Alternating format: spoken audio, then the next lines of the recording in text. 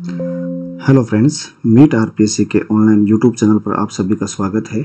आज हम राजस्थान दैनिक समसामयिकी प्रारंभ करने जा रहे हैं, जो मुख्यतः राजस्थान सूजस व हमारे दैनिक समाचार पत्रों का संकलन है। इसमें हम 21 व 22 अगस्त के करंट अफेयर्स कवर करेंगे, जो आपकी सभी प्रतियोगी परीक्षाओं के लिए उपयोगी साबित होगी। तो बिना देरी के हम प्रारंभ करते हैं। कोटा में कोचिंग स्टूडेंट के तनाव व आत्महत्या को रोकने के लिए राजस्थान गवर्नमेंट के द्वारा कौन सा अभियान चलाया जा रहा है? तो राजस्थान गवर्नमेंट के द्वारा यहाँ स्माइल कैंपेन चलाया जा रहा है। नेक्स्ट पढ़ते हैं। राजस्थानी भाषा साहित्य संस्कृति अकेडमी द्वारा वर्ष 2022-23 का सूर्यमल मिश्रण पुरस्कार किन्हें दिया गया? तो वर्ष 2022-23 का सूर्यमल मिश्रण पुरस्कार मधु आचार्य को दिया गया, जो मुख्यतः बीकानेर के निवासी है। कहाँ के निवासी है? बीकानेर के निवासी है। नेक्स्ट पढ़ते हैं। अन्य पुरस्कार इसमें जो बीकानेर अकेडमी द्वारा दिए गए हैं। राजस्थानी भाषा सम्मान डॉक्टर चंद्र प्रकाश देवल, जो मुख्यतः अजमेर के निवासी है। राजस्थानी साहित्य सम्मान डॉक्टर अर्जुन देवचारण, जो जोधपुर के निवासी है। राजस्थान संस्कृति सम्मान डॉक्टर ब्रिजरतन जोशी, जो बीकानेर के निवासी है। और लास्ट राजस्थान प्रवासी सम्मान डॉक्टर राम बख्श, मुंबई के निवासी है। राजस्थानी भाषा एवं साहित्य संस्कृति अकेडमी बीकानेर में स्थित है। कहाँ पर स्थित है दोस्तों? तो बीकानेर में स्थित है। नेक्स्ट पढ़ते हैं। Third question. हाल ही में राजस्थान की किस ट्रांसजेंडर को प्रथम जन आधार कार्ड जारी किया गया? हाल ही में राजस्थान गवर्नमेंट के द्वारा ट्रांसजेंडर का जन आधार कार्ड जारी किया गया। उनका नाम है नूर शेखावत, और ये जयपुर के निवासी। कहाँ के निवासी है भाई? जयपुर के निवासी है। नेक्स्ट पढ़ते हैं। राजस्थान सरकार द्वारा जारी मिशन 2030 कब से प्रारंभ किया जा रहा है? तो राजस्थान गवर्नमेंट के द्वारा मिशन 2030 जारी किया जा रहा है, जो मुख्यतः 23 अगस्त 2023 से प्रारंभ किया जा रहा है।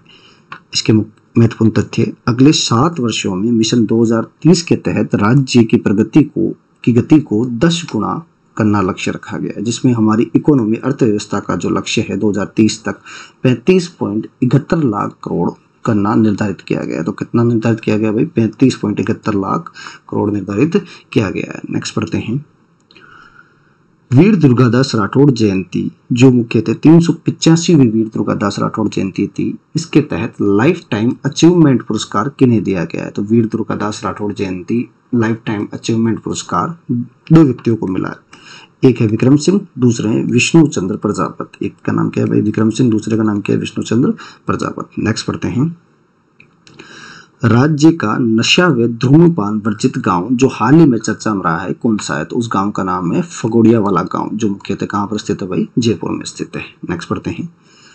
9वें राष्ट्रमंडल संसदीय सम्मेलन का आयोजन राज्य के किस शहर में हुआ है? तो 9वें राष्ट्रमंडल संसदीय सम्मेलन का आयोजन राज्य के उदयपुर जिले में हुआ है।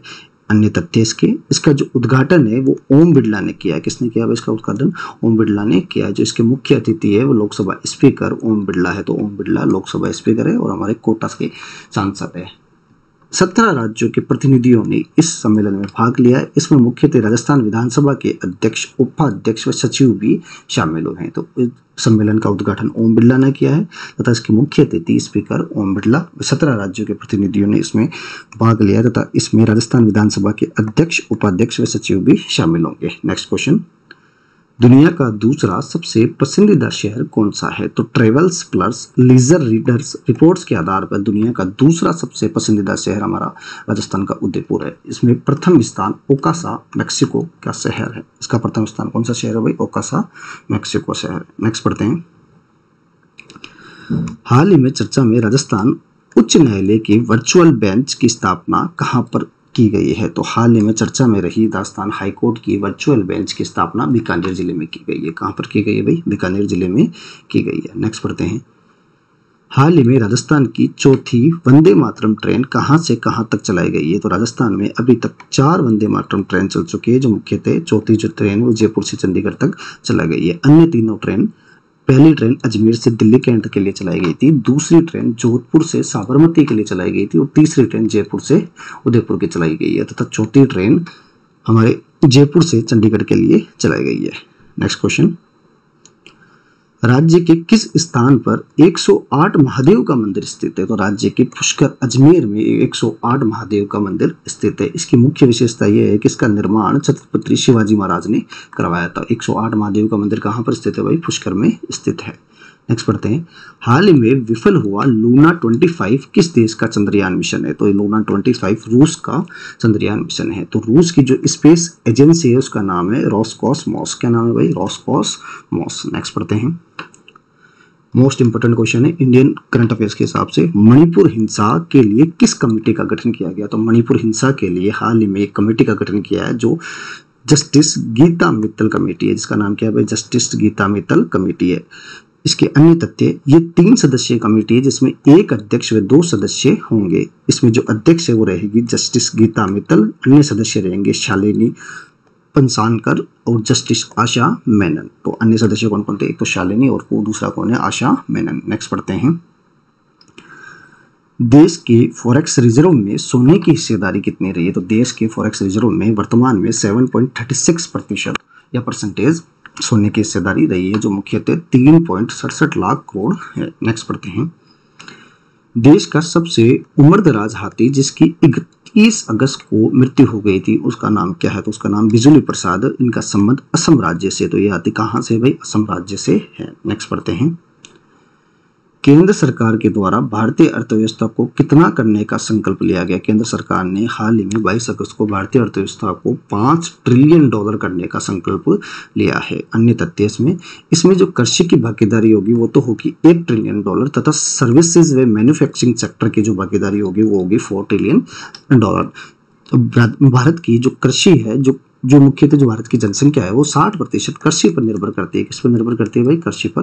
कितने परसेंटेज है? 60%। और कृषि का जो जीडीपी में योगदान है वो 17% है। तो कृषि में जीडीपी का योगदान कितना है भाई? 17% है। नेक्स्ट पढ़ते हैं, मोस्ट इंपोर्टेंट क्वेश्चन, 15वीं ब्रिक्स सम्मेलन का आयोजन कहाँ हो रहा है? तो 15वीं ब्रिक्स सम्मेलन का आयोजन जोहान्सबर्ग दक्षिण अफ्रीका में हो रहा है। इसके अन्य तथ्य, 60 देशों को आमंत्रित किया गया है। ब्रिक्स के जो प्रमुख देश है उनमें है ब्राजील, रूस, इंडिया, चीन व दक्षिण अफ्रीका।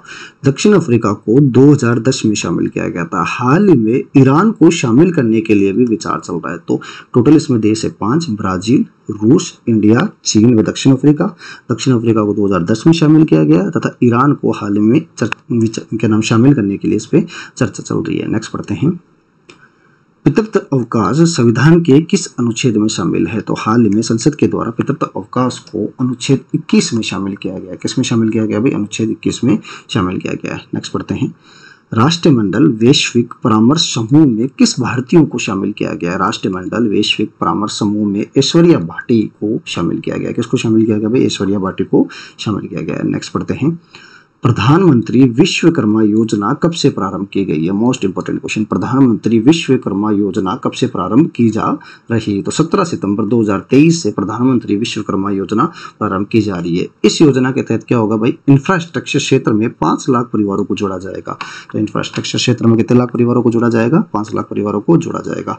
जो ओबीसी वर्ग की जो जातियां हैं, जो टोटल जातियां 2600 में से 923 जातियों को इसमें प्राथमिकता जाएगी। तो ओबीसी में टोटल जातियां कितनी है भाई? 2600, इनमें से 923 जातियों को प्राथमिकता दी जाएगी।